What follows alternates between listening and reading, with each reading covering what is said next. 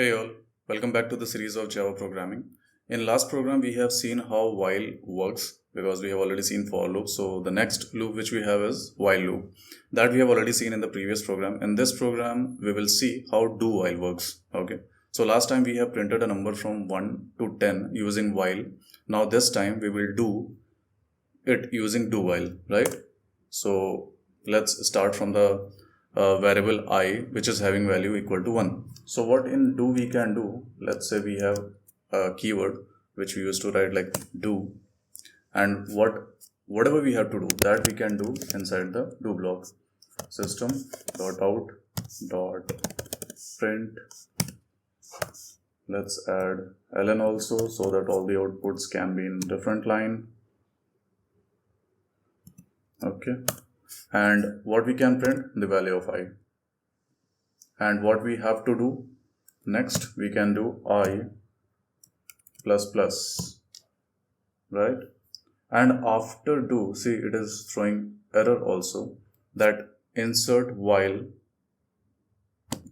expression. Okay, so what we can do, we can write while, inside which we have to write the condition.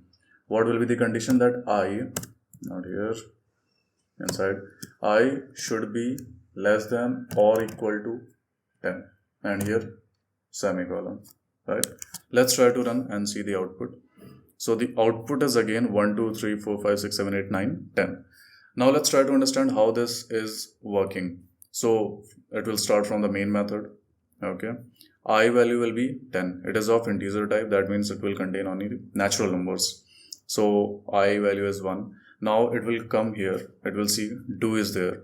That means it will execute the statement, whatever written inside the block of do, without checking any condition, right?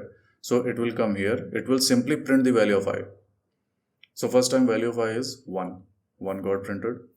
Then it will increment the value of I. What will be the value of I now? It will be 2. Now it will come here. Okay, and we'll check the condition while I is less than equal to 2. So 2 less than equal to 10. 2 less than equal to 10. The condition is correct? Yes. Now it will go up to the do line, 8th line, and it will execute. It will print value of I, that is 2. Again it will be incremented and it will be 3. So after executing do block, what it will do? It will check the while condition.